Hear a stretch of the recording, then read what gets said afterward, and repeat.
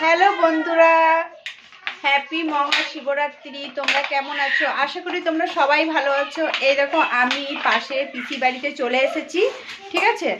এসে দেখছি দাদা দেখছি আটা মাখছে। আমরা কি কারণে আটা মাখছে বলছে যে আমি তো আজ শিবরাত্রি করেছি, তাহলে আমার মা আমাকে আটা মেখে দিচ্ছে না, ঠিক আছে, উনি নিজেই মাখাচ্ছে। টাকা ওইদিকে এই দেখো যদি আসো তাহলে একটুখানি আটাটা মেখে চলে যাও আর লুচিটা বানিয়ে চলে যাও। খুবই কষ্ট লাইফে দিচ্ছি। কেউ যদি থাকো তাহলে চলে আসবে, ঠিক আছে। ও আটাটা মাখতে পারছে না, ঠিক আছে।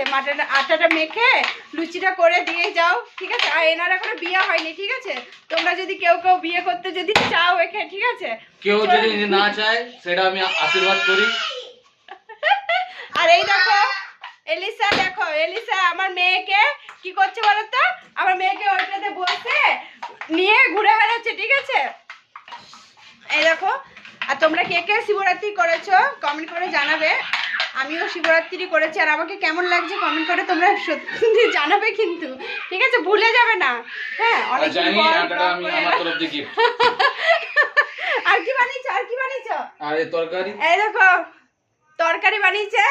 আর এটা ময়দা, আটা নয়, এটা হচ্ছে ময়দা মেখে নিল, ঠিক আছে।